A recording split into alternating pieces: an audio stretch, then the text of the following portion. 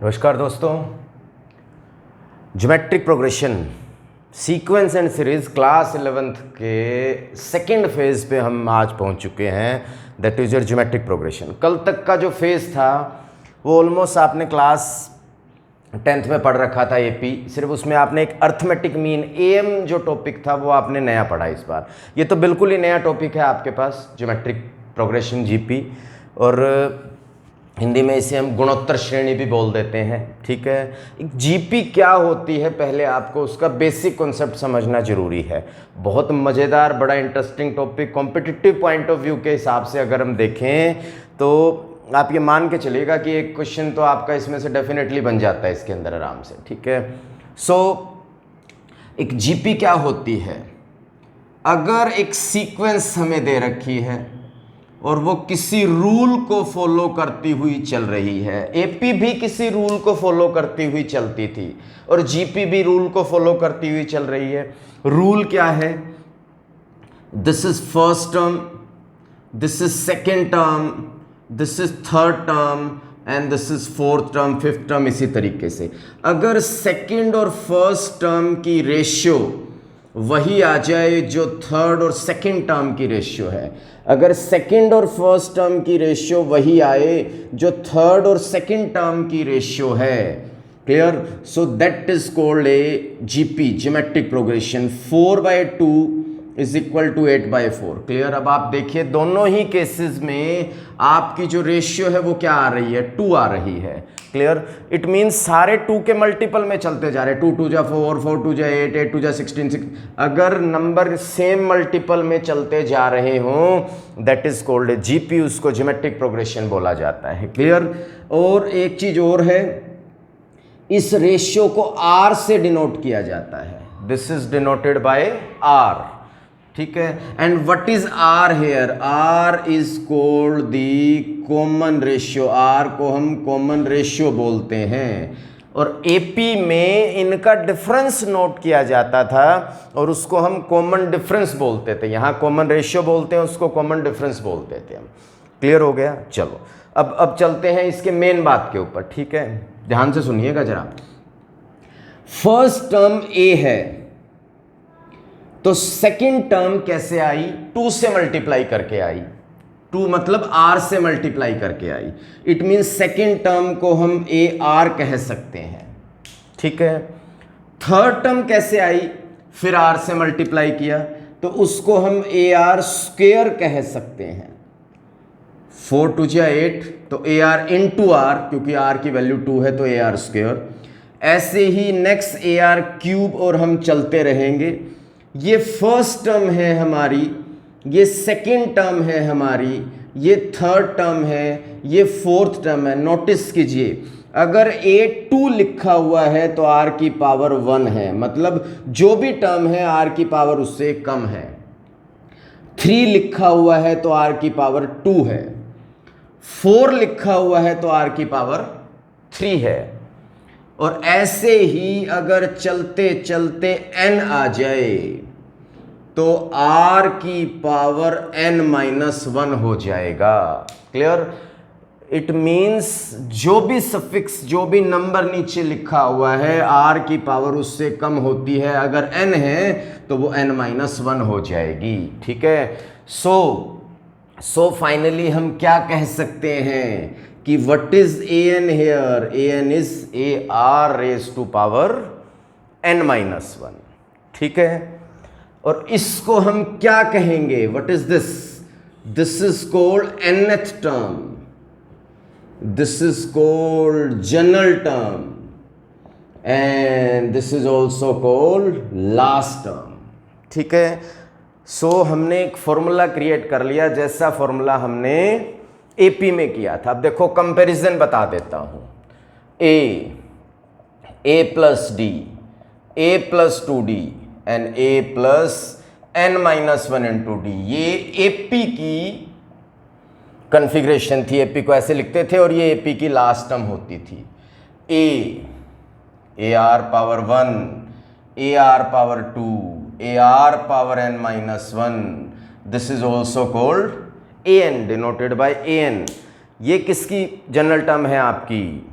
ये हमारी जीपी की जनरल टर्म है। ठीक है, तो आज का जो हमारा टॉपिक है जीपी का, that is the general term of A GP, हम आज डिस्कस करेंगे। ठीक है, इसमें भी वही 3 टॉपिक हम डिस्कस करेंगे, मैं आपको बता दूं। सबसे पहले हम इसमें डिस्कस करेंगे जनरल टर्म, फिर हम डिस्कस करेंगे सम, और तीसरा डिस्कस करेंगे वही ज्योमेट्रिक मीन। जैसे एपी में पढ़ा था, पहले जनरल टर्म, फिर सम और फिर अरिथमेटिक मीन, वैसे इसमें भी हम तीन एक्सरसाइजेज इसके अंदर भी पढ़ेंगे। ठीक है, तो आज का हमारा जो कंप्लीट टॉपिक है that will base on this formula AR⁻n-1। ठीक है, अगर आपका मन 20th टर्म का कर रहा है तो A20 और यहाँ AR की पावर 19 हो जाएगा, मतलब R की पावर उतनी ही कम हो जाएगी आपकी। ठीक है, चलो स्टार्ट करते हैं क्वेश्चन से। ठीक है, this is very important exercise, find the 6th term of the sequence. पहला question 1 -1/2 and then 1/4 then -1/8। you have to find the 6th term। 6th term निकालनी है। 6th term का क्या फॉर्मूला होता है? AR⁵5। what is A here? 1। ठीक है, and what is R? R कैसे निकालते हैं? Second term upon first term. Second term को फर्स्ट टर्म से डिवाइड करेंगे 1 से, तो that is your R -1/2। Clear है? तो first term is 1 here, R is -1/2। ठीक है, आपको जस्ट सिर्फ वैल्यू पुट करनी है, A की वैल्यू 1, R की वैल्यू -1/2। ठीक है, और इसकी पावर आप ओपन कीजिए, 5 टाइम्स मल्टीप्लाई करेंगे तो 2 2 जा 4 2 जा 8 2 जा 16 2 जा 32 आ जाएगा, नेगेटिव आ जाएगा क्योंकि ओड पावर दे रखी है, तो इट मीन्स 6th टर्म जो है वो -1/32। जैसे एपी में ए और डी की सख्त आवश्यकता होती थी, वैसे जीपी में ए और आर की सख्त आवश्यकता होती है। A is the first term and R is the ratio. What is ratio? Second term upon first term is the ratio. ठीक है, क्लियर है? चलो, तो एक सिंपल सा क्वेश्चन, जस्ट आपको ये नॉलेज देने के लिए कि जीपी की टर्म्स में कैसे यूज किया जाता है जनरल टर्म का। ठीक है जी, चलें, तो फाइनली मैं सारा रब कर रहा हूं, तो एक कंक्लूजन के ऊपर तो हम पहुंच चुके हैं कि हमारा काम जीपी में AR⁻n-1 के बिना नहीं चलेगा। ठीक है, बट वो जीपी होनी चाहिए, और जीपी की कंडीशन है कि रेशियो सेम होनी चाहिए। चलिए जी, नेक्स्ट क्वेश्चन पे चलते हैं। Which term of 1/3, 1/9, 1/27 is 1/119,683। बहुत अच्छा क्वेश्चन, एनसीईआरटी का क्वेश्चन है ये। क्लियर? सो इसकी कौन सी टर्म, जैसे पहली टर्म ये है, दूसरी है, तीसरी, कौन सी टर्म ये होगी, हमें ये बताना है। सो फर्स्ट टर्म क्या है? 1/3। आर क्या है? Second term upon first term. ठीक है, रिवर्स करेंगे तो आर की वैल्यू 1/3 आ जाएगी। So first term 1/3, r is 1/3। ठीक है, दो चीजें तो हमें पता होनी चाहिए, ए और आर। लास्ट टर्म AN ये है आपके पास। ठीक है, क्लियर? विच टर्म जहां भी बोले वहां लास्ट टर्म आ जाएगी आपके पास। ठीक है जी, चलो, इसका फॉर्मूला आपको पता है, AR⁻n-1 होता है। ठीक है, A की वैल्यू 1/3, R की वैल्यू 1/3 एंड 1/19,683। क्लियर हो रहा है? साथ साथ नोट करते रहेंगे। ठीक है, बहुत ही बढ़िया इंटरेस्टिंग टॉपिक। क्लियर?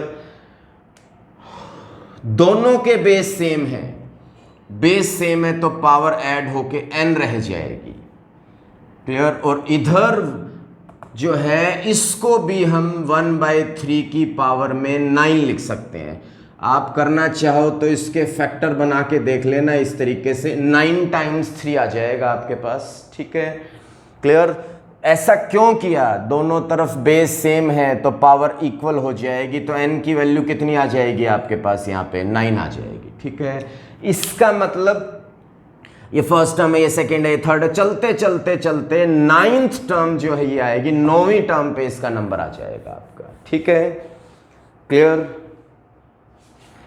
चलो जी, इसके बाद अब ये सुनिएगा जरा, बहुत बढ़िया third question. Find the 12th term of A GP. लिखता जा रहा हूं, स्टेटमेंट पढ़ रहा हूं, लिखता जा रहा हूं। 12th term of A GP whose 8th term is 192, 8th term 192 दे रखी है, and the common ratio is 2, common ratio मतलब R हमें 2 दे रखा है। ठीक है, हर जीपी में दो चीज़ों की सख्त आवश्यकता है, A और R, उसके बिना आप नहीं चल सकते। यहाँ R पता है, A नहीं पता, और 12th तो हमें पता लगेगी नहीं। 8th टर्म का फॉर्मूला क्या होता है, AR पावर 7, R की वैल्यू 2 यहां पुट कर देंगे हम। ठीक है, अब मल्टीप्लाई करेंगे 2 को 7 टाइम्स, कितना आएगा, 2 2 जा 4 2 जा 8, 8 8 जा 64, 128 आ जाएगा, और ये डिवाइड में आ जाएगा, तो A की वैल्यू आ जाएगी 192/128। क्लियर, कट रहा है 4 से, 4 4 जा 16, 4 8 जा 4 3 जा 12, 4 2 जा, अब ये 4 8 6 जा 8 4 जा 3/2 आ रहा है, तो A 3/2 आ जाएगा और R 2 आ गया आपके पास। ठीक है, क्लियर। तो हमें किसकी वैल्यू फाइंड आउट करनी है, 8th term is 192 and the common ratio is 2। ठीक है, तो फर्स्ट टर्म आ गई हमारे पास, कौन सी टर्म निकालनी है अपने को, 12th टर्म फाइंड आउट करके बतानी है। 12th टर्म का क्या फॉर्मूला होगा, AR raised to power 11, put the value of A here, this is 3/2, put the value of R, this is 2 raised to power 11। ठीक है, सो दिस इज 3/2, एक 2 इससे कट जाएगा, 2 raised to power 10 रह जाएगा, तो फाइनल आंसर जो है वो क्या आ जाएगा, 2 raised to power 10 and multiply by 3, तो 2 को 10 टाइम्स आपको करना है। ठीक है, तो यहां से इस तरीके से आप जो है वो 12th टर्म फाइंड आउट कर सकते हो। ठीक है, तो दोबारा से सुनिए, 12th टर्म हमें निकालनी थी, 8th टर्म हमें दे रखी थी। 8th टर्म का फॉर्मूला AR 7 192 आ गया, इसके अंदर R की वैल्यू मैंने यहाँ पुट कर दी। ठीक है, ये डिवाइड में आ गया, A की वैल्यू 3/2 आ गई आपके पास। ठीक है, एंड A की वैल्यू फिर यहाँ पुट कर दी, और R जो है वो 2 दी पावर 11 जो है वो पुट कर दिया इसके अंदर। क्लियर है, चलो जी, ये आपका बहुत एक क्वेश्चंस का लेवल यहाँ से अब धीरे धीरे स्टार्ट हो रहा है आगे। तो अब एक नया नेक्स्ट क्वेश्चन देखिए, 4th question. 4th term of A GP पढ़ना है, जीपी है, एपी है। 4th term of A GP, square of it second term, वो सेकेंड टर्म का स्क्वायर है, एंड फर्स्ट टर्म इज -3, और फर्स्ट टर्म जो है वो हमें -3 दे रखी है। 7th टर्म हमें फाइंड आउट करके बतानी है। ठीक है, चलो अब कैसे करेंगे इसको।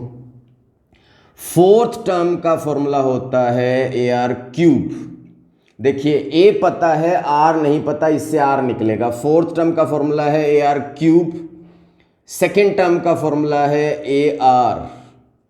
ठीक है, तो ये आ जाएगा AR³, ये आ जाएगा A² R²। ठीक है जी, तो एक A से एक A कट जाएगा, R² से स्क्वायर कट जाएगा, तो इधर R = A आ जाएगा, मतलब A और R बराबर होंगे इस क्वेश्चन के लिए। A की वैल्यू -3 है, इसका मतलब R की वैल्यू भी कितनी आ जाएगी, -3 आ जाएगी। ठीक है, और आपको हर क्वेश्चन में सबसे मस्ट जो इंपॉर्टेंट चीज़ है वो है A और R का पता होना चाहिए आपको। ठीक है, 7th टर्म निकालनी है, 7th टर्म होगी AR6, वैल्यू पुट कर दो जी, R की वैल्यू ये और A की वैल्यू ये, तो -3 की पावर 6, तो फाइनली -3 की पावर क्या हो जाएगा, 7 हो जाएगा। ठीक है, तो आप इस तरीके से सोल्व कर सकते हो इसको। ठीक है, -3 की पावर 7 छोड़ दो, बहुत ज़्यादा बड़ी पावर कैलकुलेशन हो तो ज़्यादा परेशान होने की आपको जरूरत आवश्यकता नहीं है। ठीक है, चलिए जी नेक्स्ट कॉन्सेप्ट के ऊपर चलते हैं। सुनिए जरा ध्यान से, अगर 3 नंबर एपी में होते हैं तो बीच वाले नंबर का 2 टाइम्स बाहर वालों के सम के बराबर होता है। ये हमने स्टार्टिंग से पढ़ते आ रहे हैं, 10th लेवल में भी हम चीज़ पढ़ते आ रहे हैं। परंतु अगर 3 नंबर जीपी में हो तो क्या होगा? जीपी में होंगे तो उनकी रेशियो सेम होगी, second upon first is equal to third upon second. Clear? Cross multiply करेंगे तो b square is equal to AC आ जाएगा।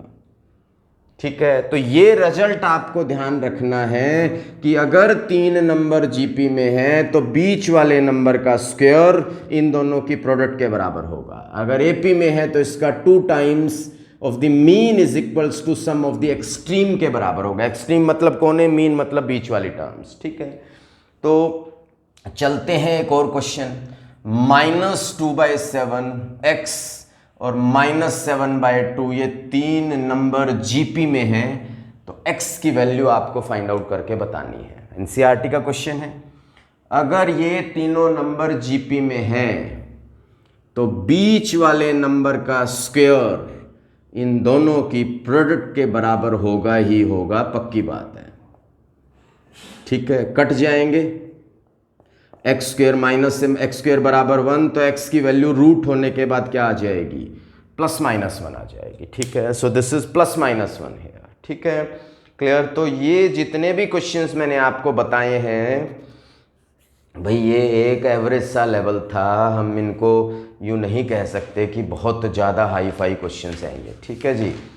उसके बाद अब वही फिर कहानी फिर से वही आ गई कि MN वाले क्वेश्चंस भी आपको आने चाहिए। ठीक है जी, MN से रिलेटेड क्वेश्चन जो हैं, जैसे nth टर्म है AR⁻n-1, यहाँ m आ गया या m+n आ गया, और प्रूविंग में भी वैसी बातें पूछी गई हैं। तो ऐसे क्वेश्चंस की भी आपको नॉलेज होनी चाहिए। चलिए जी स्टार्ट करते हैं, ऐसे कुछ 1-2 क्वेश्चंस लेते हैं। If x y z, 6th question, if x y z be the pth term, qth term and the rth term of a GP, prove that x raised to power q minus r, y raised to power r minus p, z raised to power p minus q is equal to 0। ऐसा question आपने AP में भी पढ़ा था, काफ़ी बड़ा question था। Value put करते थे, सारे कट जाते थे जिसके अंदर, वही वैसा ही क्वेश्चन। अब ध्यान से सुनिएगा कैसे करेंगे। x किसकी वैल्यू है? pth टर्म की वैल्यू है। तो pth टर्म का क्या फॉर्मूला होता है भाई? a r raise to power p-1। मैंने जानबूझ के a और r कैपिटल ले लिया है। ठीक है, तो x क्या है? pth टर्म, और pth टर्म का ये फॉर्मूला हो गया। जैसे nth का n-1 होता है, pth का p-1 हो जाएगा। ऐसे ही qth का क्या हो जाएगा? q-1। ऐसे ये क्या हो जाएगा? r-1। ठीक है, तो ये x की वैल्यू हो गई, ये y की वैल्यू हो गई, और ये z की वैल्यू हो गई। ठीक है, तो लेफ्ट हैंड साइड में x y z की जगह पे, x की जगह पे ये y की वाली वैल्यू और z की वाली वैल्यू आपको यहां रख देनी है। So this is AR p-1 q-r, AR q-1, y की वैल्यू रख दी और उसकी पावर ये r-p। This is AR r-1 p-q। ठीक है, अब क्या करना है? a की पावर अलग और r की पावर अलग, ये दोनों मल्टीप्लाई में है तो ये दोनों की पावर जाएगी। तो ये आएगा a की पावर q-r, r की पावर p-1 q-r, दोनों मल्टीप्लाई हो जाएंगे। ठीक है, a की पावर r-p, q की पावर q-1 r-p, और a की पावर p-q, r की पावर r-1 p-q। ठीक है जी, वैल्यूज पुट कर दी और सबको अलग अलग कर लिया। ठीक है, चलते हैं अब आगे। सारी टर्म्स मल्टीप्लाई में है तो a की पावर बेस सेम है, पावर ऐड हो जाएगी तो a की पावर में आ जाएगा q minus one r minus p p minus q, और ऐसे ही r की पावर में आ जाएगा p minus one cube minus r plus q minus one r minus p और r minus one p minus q. ठीक है, अब ये देखिए a की पावर में सब प्लस माइनस कट गए, a की पावर क्या आ गई, 0 आ गई। ऐसे ही r की पावर भी क्या आ जाएगी, 0 आ जाएगी। ये ब्रैकेट ओपन करेंगे आप, पी क्यू इस तरीके से, p q minus p r minus q plus r सब कट जाएंगे ये आपके। ठीक है, क्लियर। तो a की पावर किसी भी चीज की पावर 0 क्या आ जाएगा, 1 आ जाएगा। That is your right hand side. तो इस तरीके से ये आपकी राइट हैंड साइड यहां से निकल के आ। चलिए अब सुनिए जरा, अब एक ये क्वेश्चन देखिए, मैं जानबूझ के कोई वैरायटी पे चल रहा हूं, आपको थोड़ी सी कुछ नई बात बताने की मैं यहां कोशिश कर रहा हूं। ठीक है, एक जीपी की 4th टर्म 54 है, 9th टर्म 13122 है और आपको जीपी फाइंड आउट करके बतानी है। तो what do you mean by GP? GP का मतलब टर्म्स 2 4 8 16 जो है ये निकाल के बतानी है आपको। ठीक है, क्लियर। वैसे जीपी का मतलब ये होता है ए आर स्क्वायर और ये जीपी है आपकी, ये फाइंड आउट करके बतानी है। ठीक है, तो कैसे करेंगे सुनो। 9th टर्म का फॉर्मूला हो जाएगा ए आर 8 और 4th टर्म का हो जाएगा ए आर क्यूब। ठीक है, अब आप दोनों को डिवाइड कर देंगे। जैसे एक एपी के अंदर हम क्या करते थे, दोनों को ऐड सब्ट्रैक्ट करते थे ताकि ए कट जाए डी आ जाए, बट जीपी में हमेशा डिवाइड करना पड़ता है। यही मैं आपको इंपॉर्टेंट बात यहां बताना चाह रहा हूं कि 2 जीपी की टर्म्स अगर दे रखे हो तो उनको डिवाइड करके हमेशा ए और डी निकलेगा। ये चीज ध्यान रख के चलना आप। क्लियर, चलें आगे। चलिए जी, तो भाई ए से ए कट जाएगा और ये कट जाएगा। ठीक है, अब ये भी कटते हैं, देखते हैं। 9 पे 9 6 जा 54 एंड 9 1 जा 9 एंड 9